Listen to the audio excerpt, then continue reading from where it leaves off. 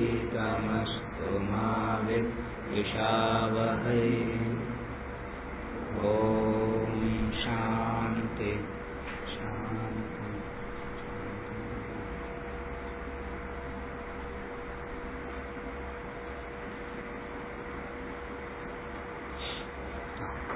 Chapter 3, verses 11 to 20.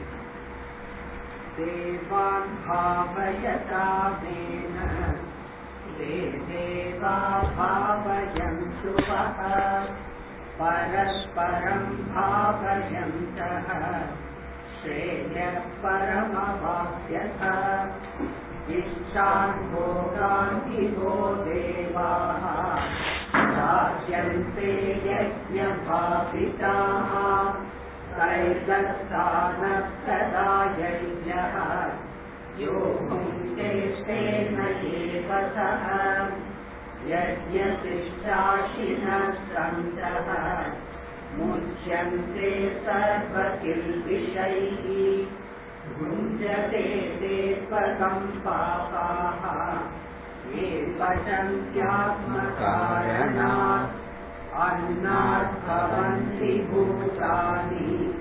पर्जन्यादन्नसम्भवः यज्ञात् भवति पर्जन्यः यज्ञः कर्मसमुद्भवः कर्म ब्रह्मोद्भवं विद्धि ब्रह्माक्षरसमुद्भवम् तस्मात् सर्वगतं ब्रह्म नित्यं यज्ञे प्रतिष्ठितम् एवं प्रवर्तितं चक्रं नानुवर्तयति नयः अघायुरिन्द्रियारामः मोघं पार्थः स जीवति यस्मात् स्मरति रेवश्च आत्मतृप्तश्च मानवः आत्मन्येव च सन्तुष्टः तस्य कार्यं न विद्यते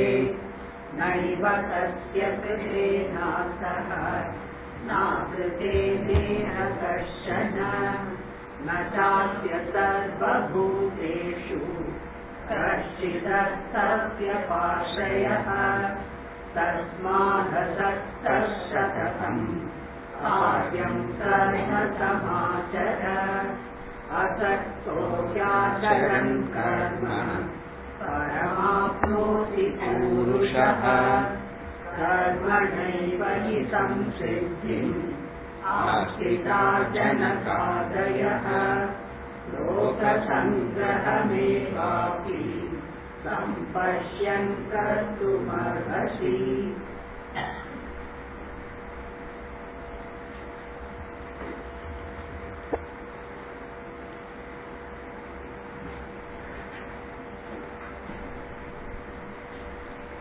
We have a question. The statement is, heard the statement any number of times.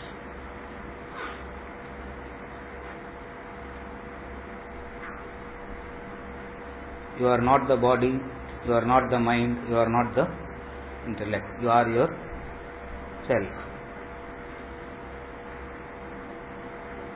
The body does not belong to you.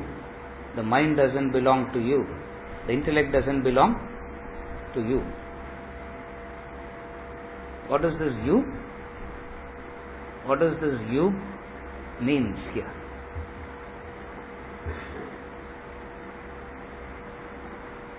First thing about this statement is, it's a statement of experience. It's not a logical statement. It's Anubhava Vakya. It's the experience of those enlightened masters who says you are not the body, the mind and the intellect. Not to be understood through logic so much, but has to be understood in the sense of Anubhava Vakya. It is that person's experience. still there is logical explanation. It's not that it's a illogical statement. There are still rational explanations. There are logical explanations to the statement. But primarily speaking, you have to understand it as Anubhava Vakya. It's a statement of experience.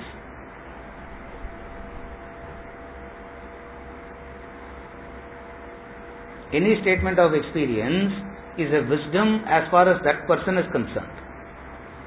For the rest, it is information. Always it is like that in life. One man's wisdom is information for the rest. What one person experienced as wisdom is mere information as far as the rest are concerned.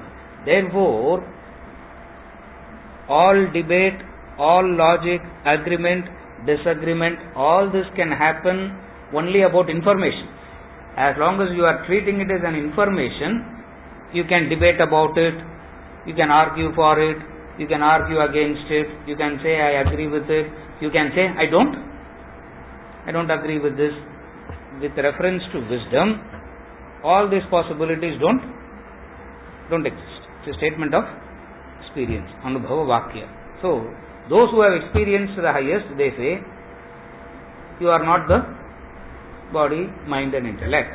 Because whenever you are asked who you are, you refer to the body, mind, intellect combination, what is known as the individual, and say, this is me. Whenever you are asked who you are, or whenever you think about your own self, forget about someone asking you. No one will ever come and ask who you are, because everyone knows who you are. Why will they ask? So whenever you want to identify with yourself, whenever you want to think about yourself,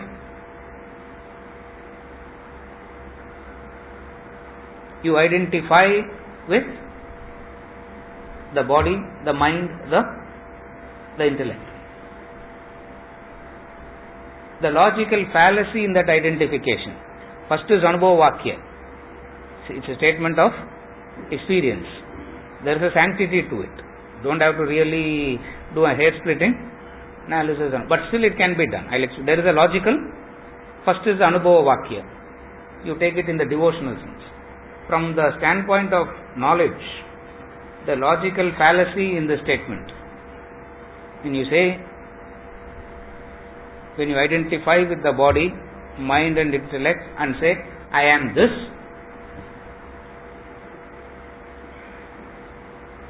a permanency is given to that which is inherently impermanent. A permanency is given to that which is inherently impermanent. Whenever you talk about the I, whenever you have the identification with the I,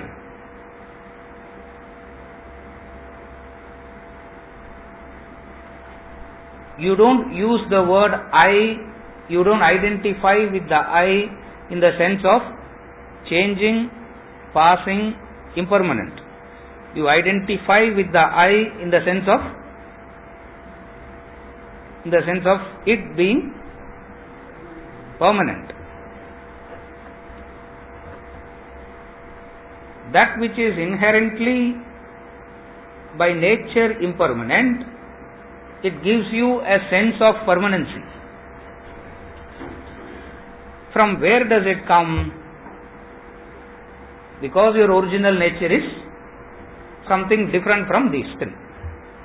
That's why, even though all these are transient and impermanent by nature, you give it a sense of permanency. In the deepest core, the sense of permanency can never be shaken. How much ever you understand, how much ever they keep saying, it is transient, changing, fleeting, passing, transient, fleeting, changing, passing, transient, fleeting, changing, passing, you will go back saying it is not. All that doesn't apply. Maybe all that is applying for others. In my experience, say something different. Why? In the deepest core, in the original nature, that unchanging factor is the reality. So unconsciously, unknowingly, there is an identification with that. Since there is no access to it, since there is no experience of it, by mistake that permanency is attributed to the impermanent. So there is a logical fallacy in the analysis or in the conviction that you believe that I am the body, I am the mind, I am the intellect. He comes and says, you are what you think you are. You are not that.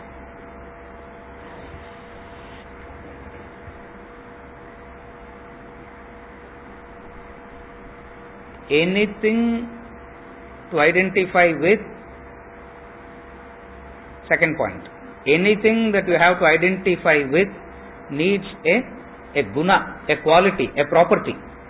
Then only you will be able to, for you to identify anything, it needs a guna, a property. Otherwise you cannot identify with it. You will never know what it is. You can identify with the body, the mind and intellect because they have gunas, they have qualities, they have properties. There is a guna for it. There is a quality to it. There is a property to it. You can describe it as physical property, you can describe it as chemical property, you can describe it as biological property, you can describe it as psychological property, but nevertheless, for you to identify, it has to have a guna. Brahman, which has no guna, the ultimate that has no guna, is impossible to identify with. Because the equipments through which you are trying to identify is incapable of identifying with it. Like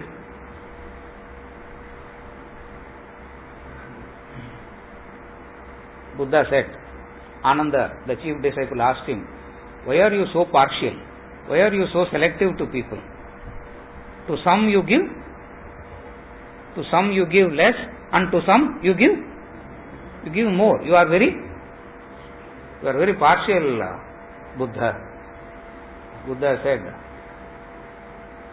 I am the samudra. Whatever patra you bring, accordingly you will take. He says, I am the samudra. You bring a teaspoon, you will take that much. If you bring a bucket, you will take that much. You bring a motor and pump out that much. And then he says, if you are wise, Ananda, you will jump into the ocean. If you are wise, what you will do? You will merge with it. You will jump into it. Instead of taking something, back. That's difficult. To jump is to risk. To jump is very difficult because to leave the comforts of the known and plunge into the unknown. To leave the joys of the known and risk about something over which there is no guarantee of. See, first of all, there is no guarantee of its existence in the first place. Those people are saying, and we take it because they have no other intention except to serve. Therefore, we take. Okay, what they are saying has to be right. Where is the beyond that? There is no way it can be proved or understood, because the equipment through which that you are trying to understand is not designed to understand. Just as the eyes are designed to see that which is reflected by light. Eyes are not designed to see light. Eyes can't see light. Eyes can only see that which is when the light strikes and it reflects back, then only eyes can see. For eyes is not designed to see light. Suppose if you say, I am seeing this light, no sir. No, you are not seeing light, because the eyes, the equipment is not designed for that. Therefore, in order to experience the highest, you need to leave those equipments that which is not designed for, not experience. You can't through the body, through the mind, through the intellect. He keeps on saying that God is not an object of perception, not a emotion, not that you can comprehend as a thought, as an idea. Then how are we to understand? Understanding is not possible. Becoming is possible. As far as God is concerned, no way that you can understand a God. You can only become God. For understanding implies duality. Understanding implies the subject-object relationship. As far as God is concerned, that subject-object relationship cannot exist. For whose understanding whom? Therefore, as far as God is concerned, understanding is not, the mind can be understood. The various ways in which the mind is functioning can be understood. The bondage can be understood. The truths behind the world can be understood. It should be easy to, if you can understand so much, you should be able to understand God also know. You should be able to understand Brahman also know. For which he comes and says, no, God cannot be understood like that. For who's understanding God? If you can understand God, the person who's understanding is superior to that which is understood. If you understand God, who's superior? Are you able to follow the logic? If you can understand something, who's superior? The person whose understanding is superior to that which is being understood. Are you able to follow this? You are able to understand the nature, because the intellect that you have is subtler than that. That's why you are able to understand something. It means you are in a higher status, a higher position than that. If you can say, I have understood God, who is superior to whom? Then we really don't know what we are talking. Might as well we can say, I am God. Two sets of people say, I am God. Carefully follow. Two categories say, I am God. One is those who are enlightened. Another is Hiranyakashipu. For he also said, you know that, no? He also said, I am God. Here is a Ramana Maharishi. Here is a Gautam Buddha. Here is an enlightened master saying, I am God. And here is a Hiranyakashipu. He is also saying, I am God.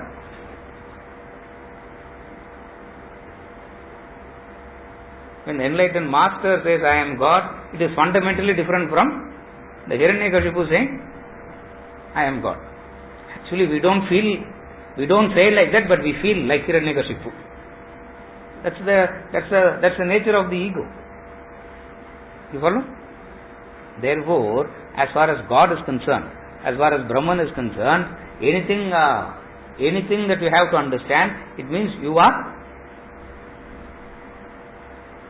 subtler than that. You are superior to that. If you are able to understand God, you become slightly superior to God. That satisfies the ego. That will give a tremendous satisfaction to the ego, saying that I have understood God. I have experienced God. An atheist makes this statement, I have understood God. It's a statement of an atheist. That's where most of the religions are fundamentally, you know that? Most of the religions are fundamentally atheist by nature. Because they say that God can be understood. Vedanta comes and says, it's impossible. How can you say that? How can you When you understand that. And when they say that, they think Vedanta is against God. They say, oh, maybe you people don't believe in God. Vedanta says only God is, nothing else exists, and you yourself is God.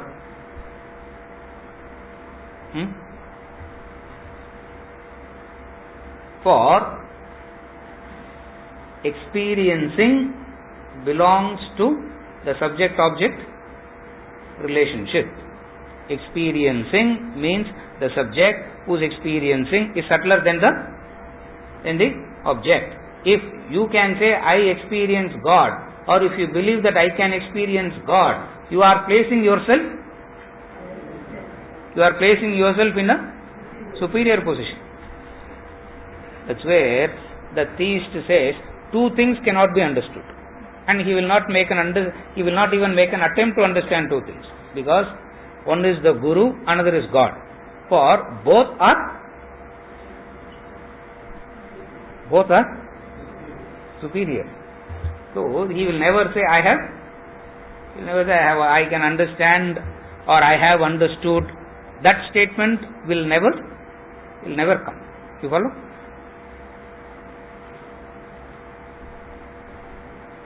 It's an Anubhava Vakya. It can be understood only through experience, and it cannot be understood through any other means. For all other means of knowing,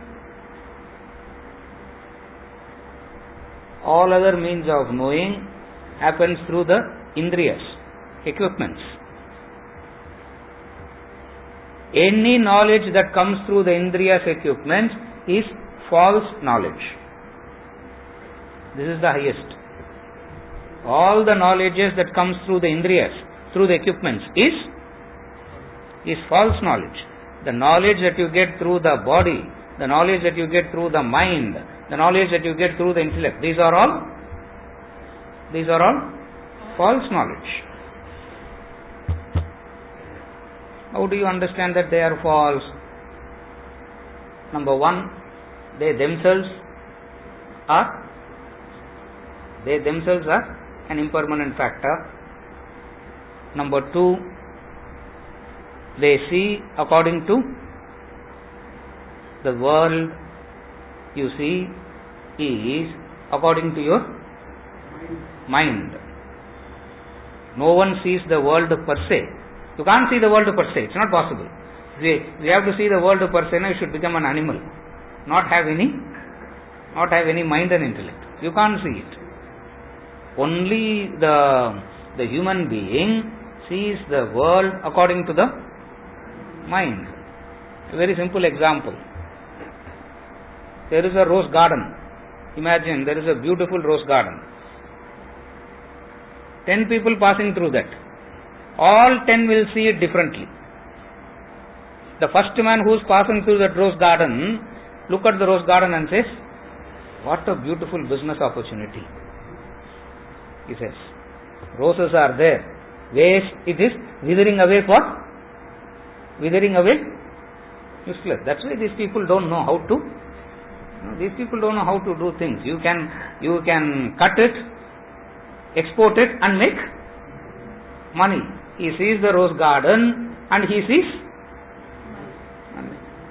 another person walking through the rose garden, sees those roses and he thinks, oh my God, if only I can take all these roses and make it into a garland and offer it to God. Another person passing through the rose garden sees the roses and he thinks, oh, thank God I saw those. Thank God I saw these roses today. Why? Morning he had a bitter fight with his girlfriend. Now he looks at the roses and he thinks he can patch up. That's correct. He can patch up. Another person who is passing through the rose garden, who is supposed to be the lover of plants, says roses belongs to the plants. You have no right to touch it. And they will go on a dharna in front of the rose garden. Rose exist oblivious to all these. The world that you see is according to your mind. Number one. Is there any permanency to your mind? Can it be permanent? It can't. For it keeps changing. If something is not changing, then you are not living life. For life means, suppose I am exactly the same person for the last 45 years, sir. Now he was in coma for 45 years. If he has lived a life, changes will happen. That which is inherently changing can identify only with that which is also changing. It cannot access that which is changeless.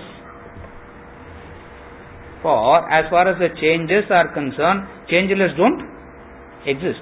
It is the intellect that can penetrate and create this doubt. Maybe it is possible. And it leaves it at that. If it concludes and says yes, again it is not. Again it's not an intellect. It keeps the doubt. It keeps the question alive. It keeps the doubt alive.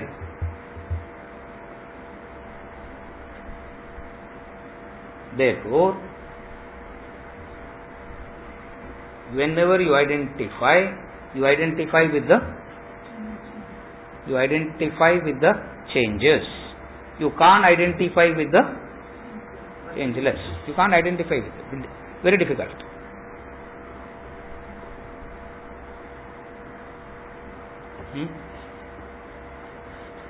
That's where it says. You are not the body, you are not the mind, you are not the intellect. All boils down to one statement. In and through that which is impermanent, from where does the sense of permanency come from? Logically you can come up to this point. You can't go beyond this. Even though you understand everything is impermanent around, in the deepest core, from where does the sense of permanency come from?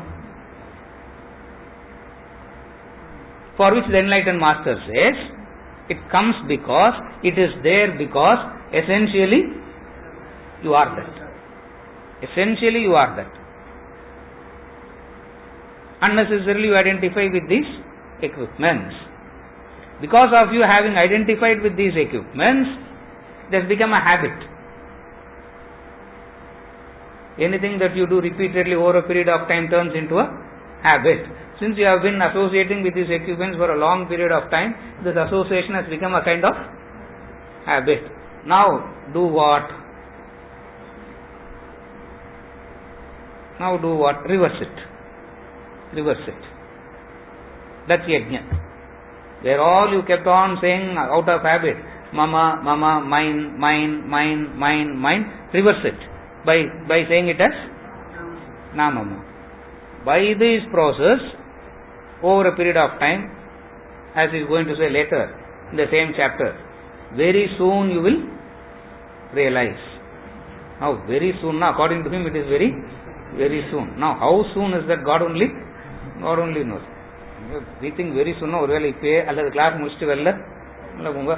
100 janmas also.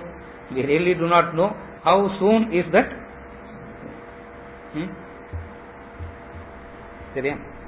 That's what it means.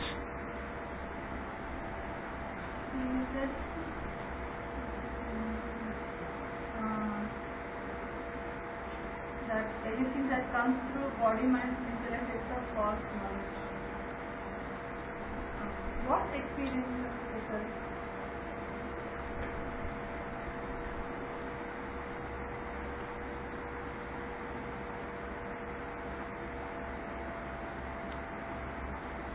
The proof of the sun is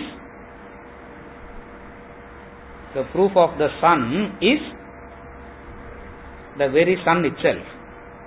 The existence of the sun itself is the proof. You don't take a torchlight to light the sun, because the proof of the sun is the sun itself. Having woken up, you know that you have woken up.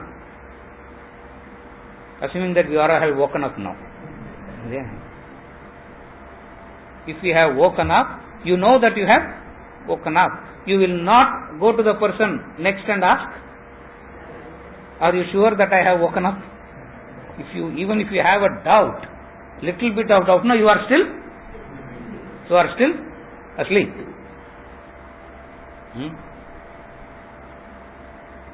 The Upanishad gives an example.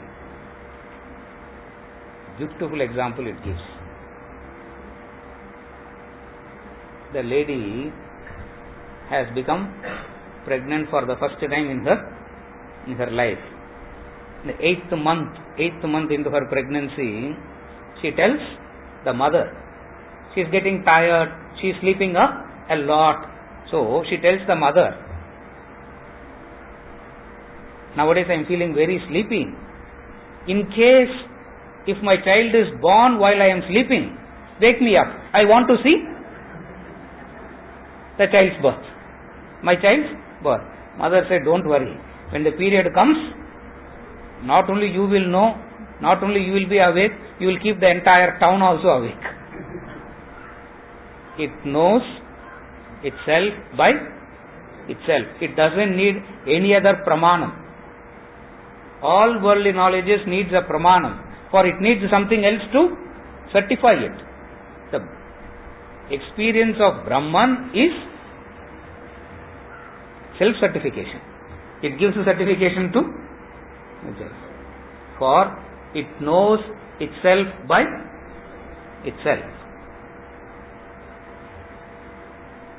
Brahmavit Brahmaiva Bhavati.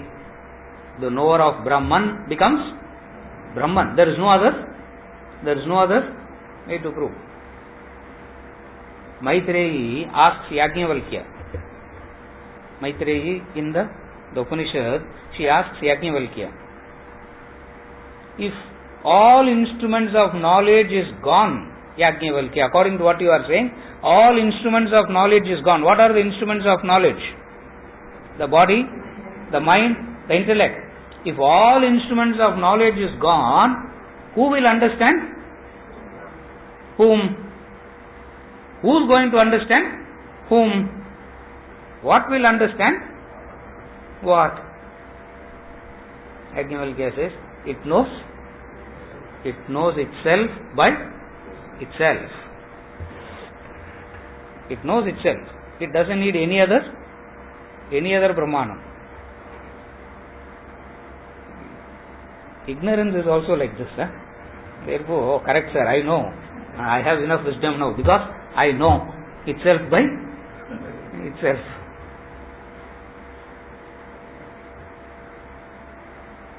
It's ultimate. It doesn't need any other instrument of experience. It doesn't need any other instrument of knowledge. That's why I said it before. Any instrument of knowledge is false knowledge because it is necessarily dependent on the sambandha of subject and object. It necessarily has to have this subject-object relationship. Subject-object relationship means duality.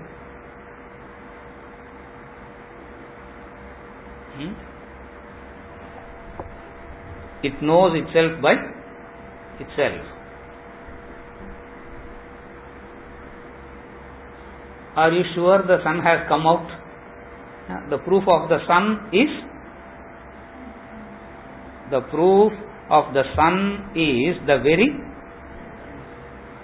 very sun itself. The proof of waking up is in the very waking up.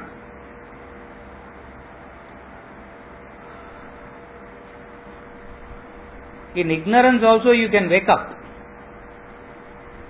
sometimes. not in the sense of realization. Children, they are fast asleep. Sometimes it happens in the houses. Children are fast asleep. The mother wakes them up in the sleep and feeds the child in the sleep. The child also eats in the sleep and falls back to sleep. All this is happening in sleep. Next morning it will wake up and say, you didn't feed me last night.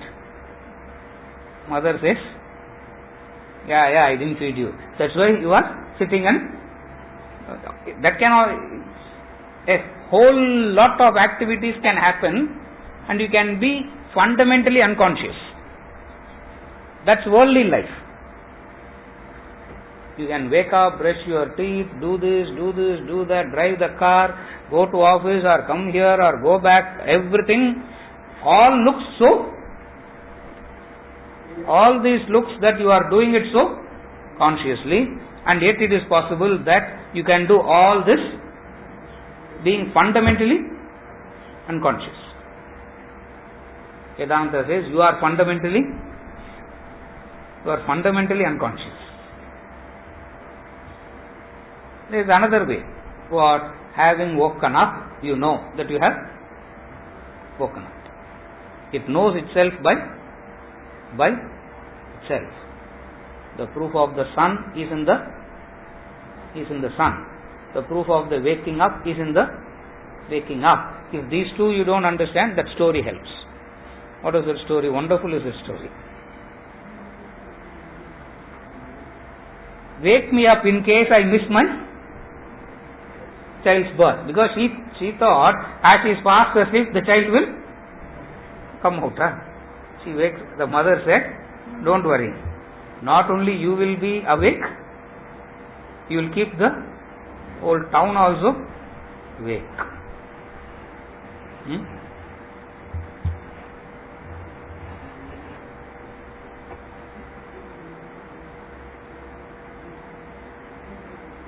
The description of the three types of people. So Brahman we have come to Bhagavad Gita now. The three types of people performing or not performing yajna. The tamasic category do not perform yajna. They are called thieves. The rajasic people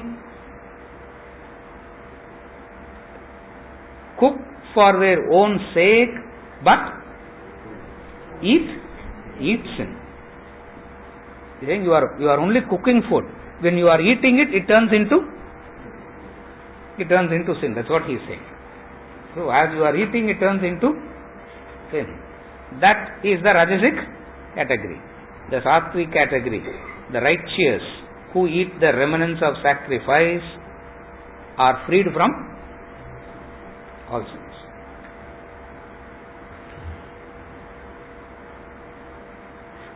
Cooking for their own sake, eat sin. Meaning, the starting point of it is the hope of enjoyment. The fruit that is experienced is agitation. Again I repeat, what is cooking food and eating sin means? The starting point of it is the hope of happiness. But what do you actually end up experiencing? Agitations. So in that sense, cook food but eat sin. Hope of happiness you start with, you should end up in happiness. But you start with the hope of happiness and ends up in, that's the rajasic category. That's what he says. Cook for their own sake but eat sin.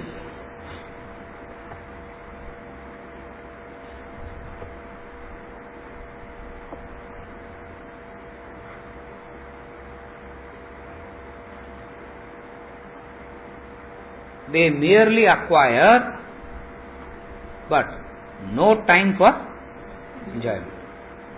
Actually speaking, no time for enjoyment means they become incapacitated to enjoy. That's what it means. The whole mental preoccupation is with acquisition, constant preoccupation with acquisition, not mentally available for enjoyment. That's what he quotes in the commentary. Fools build houses, wise live in them. The fools build houses. They don't live there. They live elsewhere. The wise lives in them. Meaning what? So preoccupied with acquisition, so preoccupied with preserving what you have acquired, mentally not available for enjoyment. Because the enjoyment comes only when you part with the acquisition. Enjoyment comes only when parting with the acquisition happens. If parting is not happening, enjoyment will not come. As I said last week, parting doesn't mean giving charity. Parting, we are not talking about that. Even at a very ordinary level also, you want to enjoy a cup of coffee, you should, as you joyfully pay the bill, that much you can enjoy the coffee.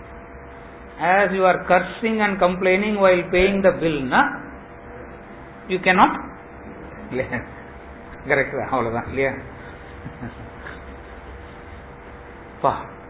Ematrang, sir. Every sip, you think they are cheating. They are cheating. Now that's what he says. You go there for enjoyment, but end up in agitation. Because the whole mental preoccupation is with acquiring and preserving what one has acquired.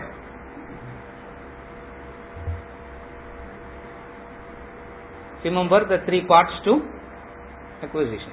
The actual act of acquisition, preserving what you have acquired. Happiness comes only at the third stage. You part with it in order to buy. Then only happiness comes. The preparation for acquisition and the act of acquisition is not joyful.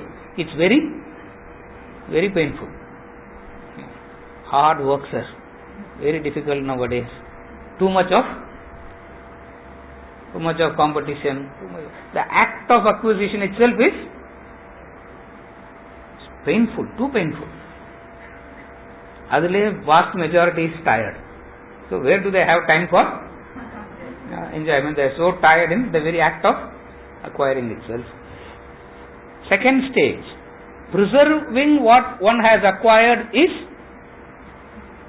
more painful, because predators are around in the name of relatives, in the name of friends. We will give an appeal letter. We will give an appeal letter. Preserving what you have acquired, preserving from what you have acquired from all these predators is more painful. Any phone call comes, there is a pain. If doorbell rings, there is a fear.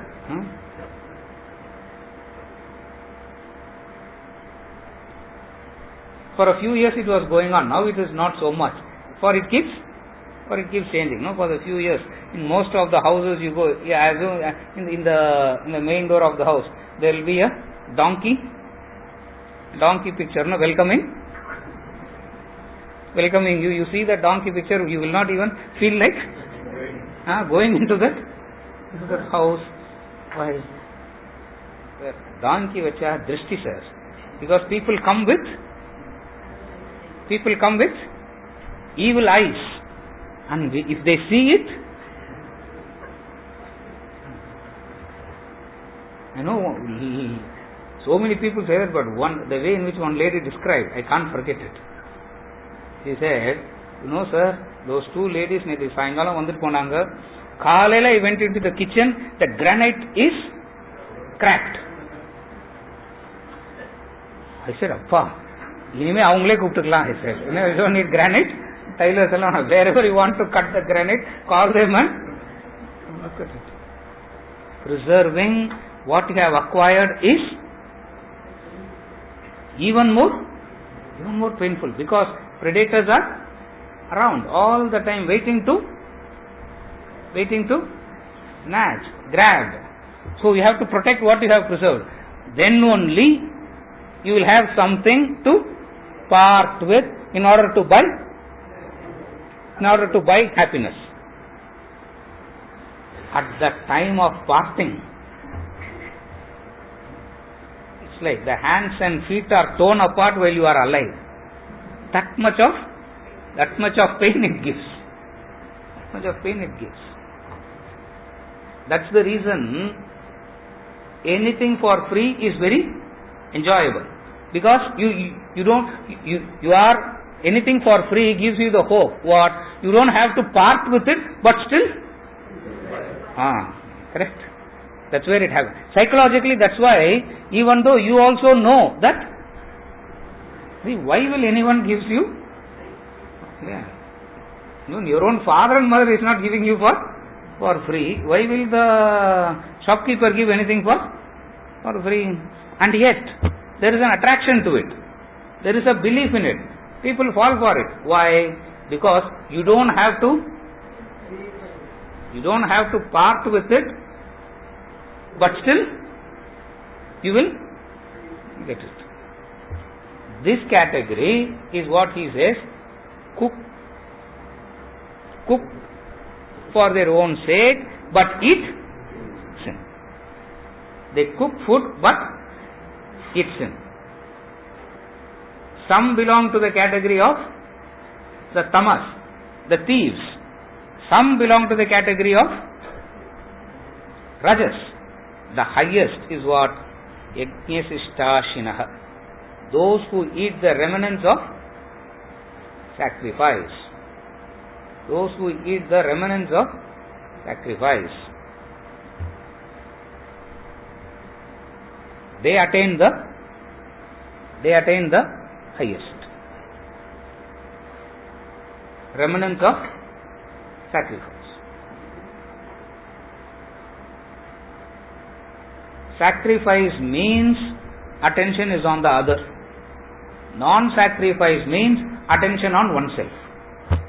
Fundamentally, that's the only difference. Sacrifice means attention on the other. What have you sacrificed? You have sacrificed yourself. That's how attention comes on the other. Opposite of sacrifice, non-sacrifice is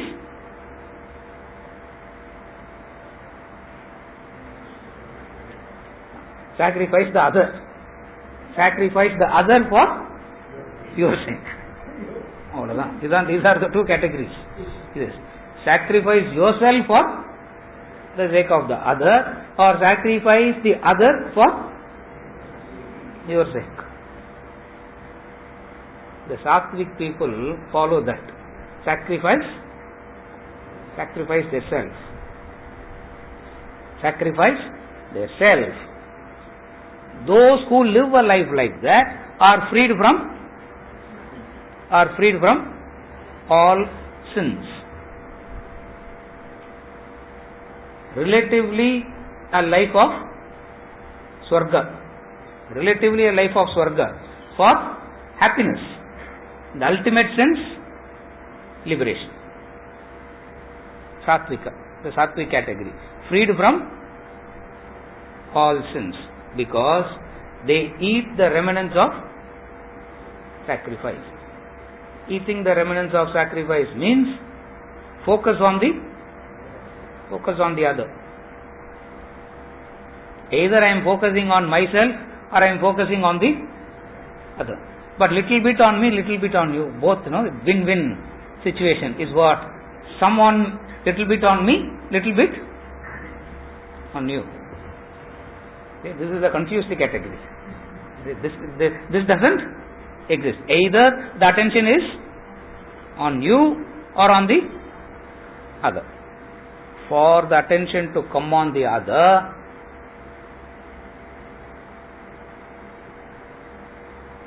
for the attention, for the affection to come on the other, carefully follow. You need not know anything about the other. For you to love another, for you to be affectionate to the another, you need not know anything about the other. All that you need to understand is the uselessness of your ego, that's all. That's all that is. Today it is exactly the opposite. In order to identify, in order to love, we want to know about the other. Clear? That's why it's called, they know everything about the other and then they arrange the marriage, no? It's called? That's why it's called arranged marriage. I also got arranged marriage, yeah? I am also. So, arranged marriage. What is arranging? So, 10 people sitting and arranging the love of 2, correct? Okay, those 10 have arranged. Now these 2 should start. What a... Okay, we will decide. Abdina, that is becoming far more dangerous. What does it mean? What is this? It implies. For you to identify with the other, you need not know anything about the other. But something you need to know about yourself. That's all it is. For the world is the projection of your mind. In order to understand the world, you need to understand your mind. You have not understood your mind, but you will make an attempt to understand the world. It's always elusive. It's always elusive. It always brings in a train of agitations along with it. A series of agitations with it. So, those who are sattvic, they are not bothered about the other, they are not concerned about the other remnants of sacrifice. From their side they go on sacrificing. The very act of sacrifice itself is so blissful. Whatever comes out of it just adds to the bliss, that's all. So it's a bonus. For they are in bliss already. For the very act of yajna itself is fulfilling. For the very act of yajna itself is blissful. It's not that yajna is going to give bliss. Yajna itself, the very act of yajna itself is blissful. It's not sacrifice will lead to bliss. The very sacrificing itself is blissful. Those who live life like that are called the sattvic category, and whatever they experience is blissful. That is what is called as prasada buddhi. That's why it is known as prasada buddhi. I have said this before, I am saying this again. There are 2 types of buddhi. One is prasada buddhi and another is vakra buddhi. There are 2 types of buddhi. One is prasada buddhi. The sattvic has the prasada buddhi. What is the prasada buddhi? Living the life of yajna karma, doing their way of life is performing yajna. Whatever comes out of it, they take it as prasad. Very difficult is to have this attitude. And Krishna had this prasada buddhi.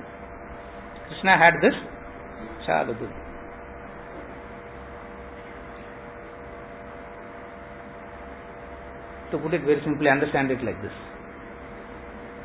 Have you ever known Rama losing a battle? If Rama goes to war, it's already predetermined. If he goes to war, he will win. It's like the result is declared even before the match is played. Even before the match is played. Djokovic and who's the other fellow? Some new fellow has come, no? Finals in the Vati. El Portova. Even before the match starts, result is declared, and then they go to plena. That is called match fixing. True, that is called match fixing. Rama's life is like that. Have you ever seen Rama running away from a battlefield, getting defeated? Have you heard of that? Krishna was defeated in the battlefield 19 times and ran away. If you know all this now, you will not want to worship Krishna or Rama is better than you will think. He ran away from the battlefield 19 times. 19th time they decided that can't fight with this man anymore. Shift the tent from Mathura to Dwaraka. Pada. Story yaadu othar therinjirukku. Shift the tent from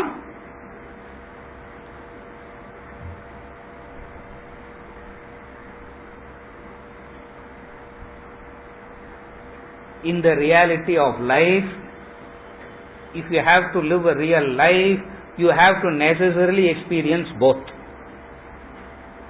Some war you will win, some war you will lose. He lived a real life, while all others lived a very hallucinatory life it is, where you start a business, you will only experience profit. You will get married, your wife will always listen to you. You produce children, they will be so obedient to you. All these are things. Mahatma Gandhi had a dream. When he was fighting for freedom, they asked him, what is your concept of free India? How do you want, what would you like your free India to be? He said Ramarajya. Ramarajya is exactly like Plato's Utopia. It's the same thing, no difference between the two. Exactly the same thing. What is that? Everyone will pay the taxes properly. Rain will come correctly, only to cater to the plants. House and car will not get flooded. You leave your wallet in the middle of the road by mistake. No one leaves it, by mistake only. Till you come back, no one will even touch it. This is my dream about free India. Krishna will come and say that is not. Krishna will come and say you can hope for it, but that is not possible. For the reality of life is you have to necessarily experience the two. That's why Vedanta has defined life as dvandvas, pairs of opposites. Both coexist. You can't have one and not the other.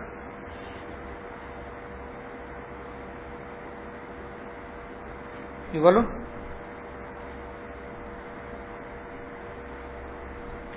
I did it so sincerely, sir. Therefore, result has to come in the way that I want to.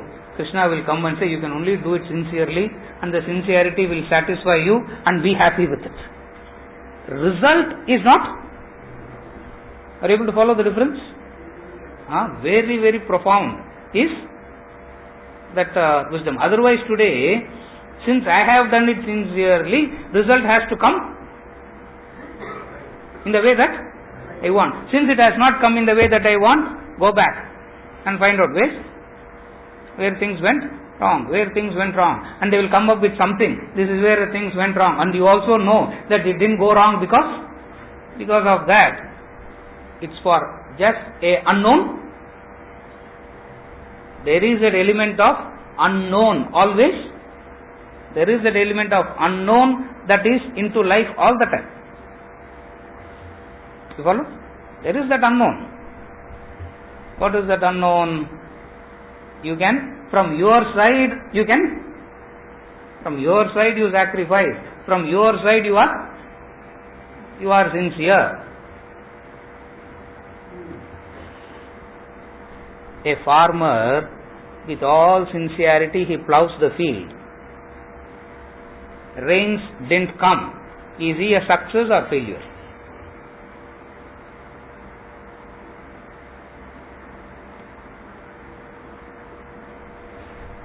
I have asked, in most of the university classes, I ask this question first. Before we enter into understanding Vedanta and all, think about this question first, I say. A farmer plows and when does the farmer has to plow the field?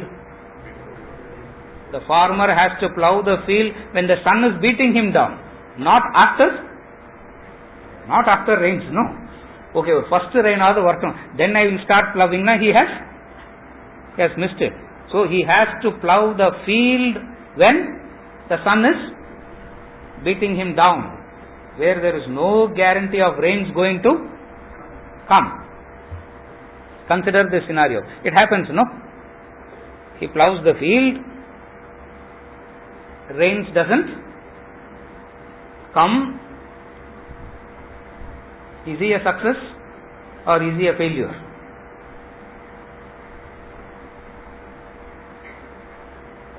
If you say if success is determined only by the fruit, he is a failure. If success is determined by the doing, it's a success.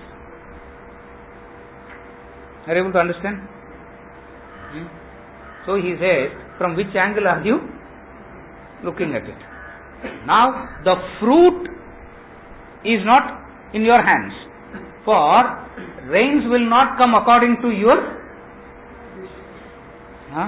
just because you have plowed the field, rains will not come. For there is a totality that is deciding all that.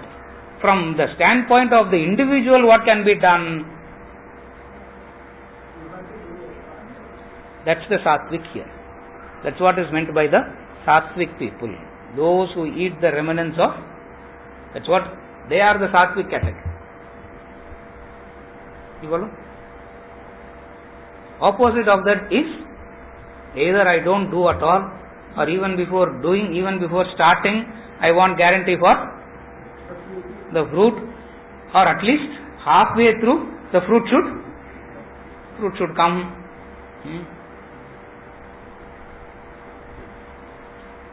Now this is my personal example. I always think about this example only.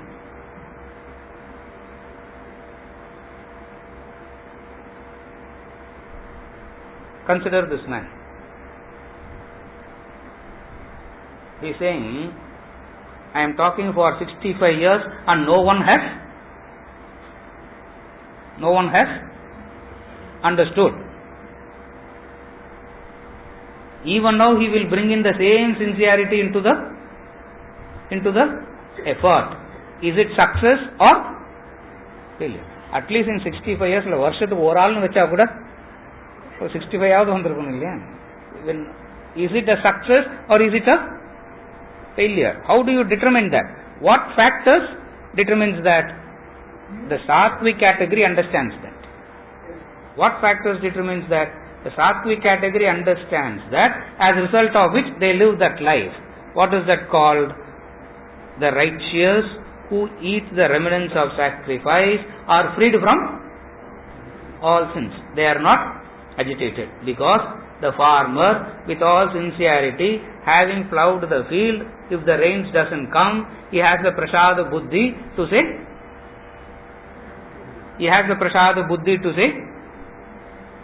this is what is supposed to happen. Now, wake up the next day and plow. Wake up the next day and plow. It's very nice to hear someone else doing it. I always, this I think personally, very nice to hear someone doing it.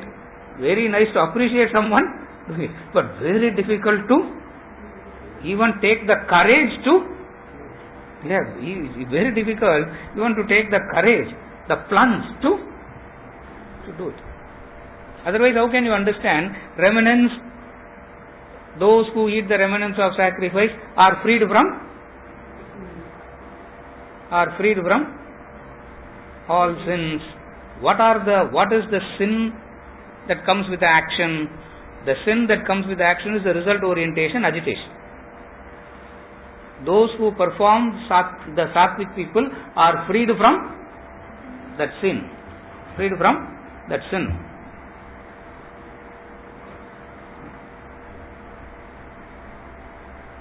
Prasada buddhi. Opposite of that is vakra buddhi. Vakra means twist, twisted, crooked. Vakramna, twist, crooked. Yeah. That's why his name is Ashtavakra. Ashtavakra means 8 forms of twist. One twist is too much to handle, and he had 8. Yeah, because his father cursed him. No, his father cursed him. You will have 8 kind of twist in the body. Right leg going in left direction, left leg going in right direction. These are all the twist. Vakra buddhi and prasada buddhi. Those who perform sacrifice has this prasada buddhi. Opposite of that is the vakra buddhi. Vakra buddhi is what? Thieving or eating sin. Alternating between the two. Either thieving or eating sin. What is prasada buddhi? Sacrifice. That's why I started by saying, in sacrifice, you need not know anything about the other. For whoever they are, it's their problem. In no way you are concerned with it, connected with it. What is it that you have to do? What is it that you have to do? How I can be of service. Sometimes serving will be giving life. Sometimes serving will be taking their life also away. That's what he is saying here. Arjuna, serve them by taking their life away. That's what we are take the life of the other. But that is torturing them, not serving them. Those who eat the remnants of sacrifice, they provide the contrast. It's a sattvic category that provide the contrast. Please understand, they are not talking about enlightened person's way of doing things. A very high, even at the sattvic category, they provide the contrast. What is the contrast? An ideal where the interests of others are included. An ideal where the interests of others are included. Others means outside the boundary of. Now you have a boundary. Others means not those inside that boundary. Others means myself, only me. So they say at least include wife and children. And then the line is drawn. Now, who's into that circle now? Me, wife, children. Very sacrificial. No. At others means someone inside that circle or someone outside that circle. Thus the ideals become higher and higher and higher. Thus the ideals become higher and higher and higher. He can enjoy the fruits of his action. What is enjoying the fruit of action means evolution. He knows that every act of him is taking him one step closer to liberation, one step closer to self-realization. He knows that the fruit of action is that. The negative fruit of an action is every action you do, that doing itself takes you one step away from it. Either the action can take one step closer to that, or the action can take one step away from that. The Sattvic category enjoys the fruit of the action because they know that it's taking them closer. For the ideal is that. Ideal is that. What is the ideal? The goal of liberation. The goal of moksha. The goal of liberation. Why the goal of liberation moksha? Is because of having understood the futility of the ego. Having understood the uselessness of the ego. Having understood how dangerous it is to identify with the ego. That's all moksha is. It has got nothing to do with the world. Moksha is the fight between you and your ego. That's all. It has got nothing to do with the world. That's where they say leave the world alone. For the fight is between you and your ego. Now today the man has made a perfect friendship with ego and fights with the world, thinking that it's the world that is the problem, agitating. Therefore, very first step itself, they dismiss it by saying, world is not the cause of your problem. The other thing is also true. If it can't provide you sorrow, it can't provide you happiness either. That's implied there. At least that much we have to penetrate and understand. If it can't give sorrow, it can't give happiness either. Therefore, at the very first step itself, the world is ruled out. Now only two are existing. What?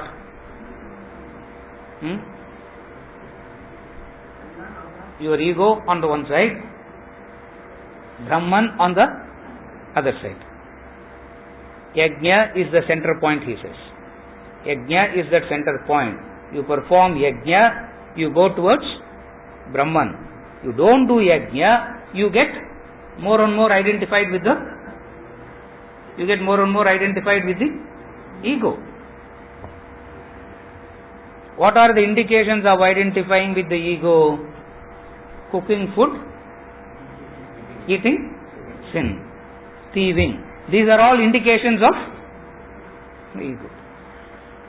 How do you know that you are disengaging from the ego, moving away from the ego?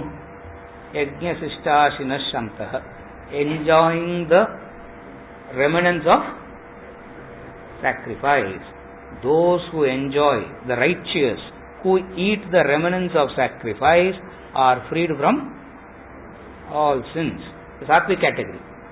The Rajasic category, cook food, eat sin. Tamasic category,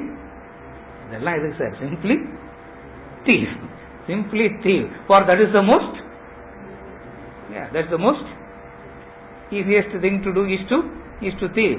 Rajasi says, no, I will not thief, but I will work and I will get agitated. Tamasic says, by thieving, I will go down. Rajasic says, I will pay for my agitations. No one should pay. I myself will pay. For what? For me getting agitated. That's what he says. Cook food and eat sin. The Sattvic says, perform yajna. Perform actions with the attitude of na mama. That's yajna karma. That takes you to the highest.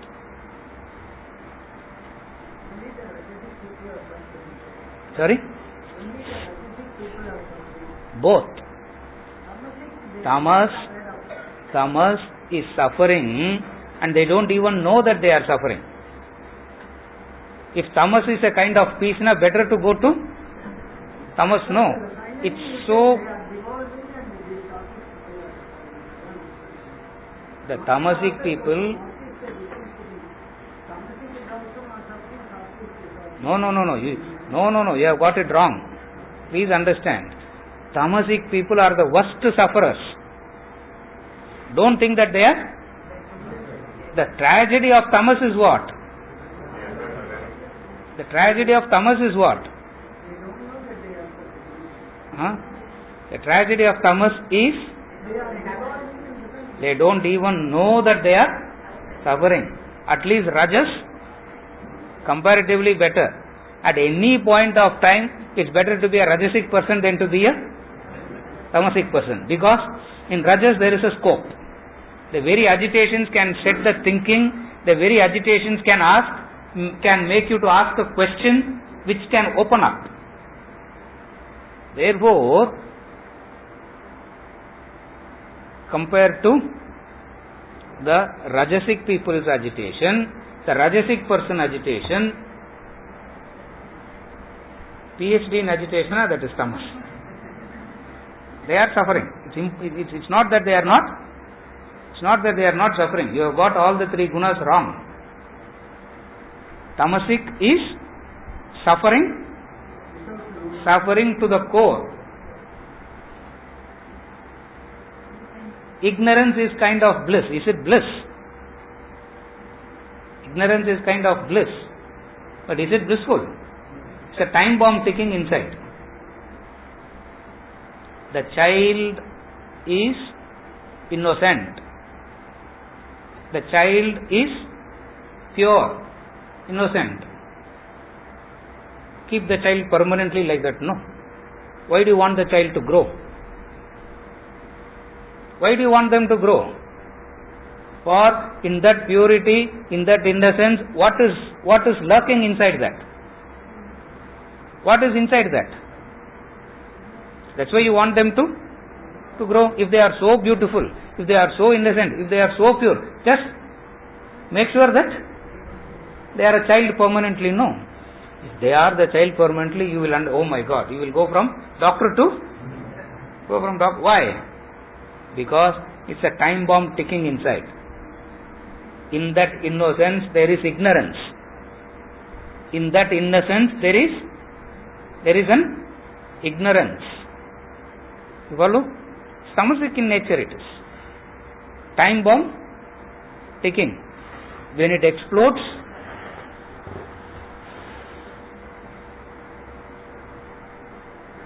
no one will want to go anywhere. No one will want to go anywhere near that person at that time. Tamasic category. Very, very dangerous it is. Compared to tamas, rajas is better, because in rajas there is a possibility of coming out. What brings the possibility of coming out in rajas? The very agitation will create a question. The very agitation, the very manifested disturbances will ask a question, will create a question. What is the question? Why is it happening? How do I come out? There is a possibility in rajas. In that sense, rajas is better. Just because he is not asking any of these questions, tamasic is not. Tamasic people are not. Tamasic people are not blissful. Rajas knows that he is a slave, but agitated by the slavery. Tamas doesn't even know that they are in slavery. The person living in dirt doesn't even recognize that he is living in dirt. That is tamas. Rajas is having recognized the dirt, making an effort to wipe and get out. Sattvic people has no dirt. From outside, Sattvic fellow and Tamasic fellow will look very similar from outside. But then, what is the difference? The Tamasic fellow doesn't even know that there is dirt around him. He is so happy. He says everything is all right now. Where is the problem? Rajasic fellow sees it and he makes an attempt to get out. Sattva has transcended all these games. He has reached the state of highest. Seriya?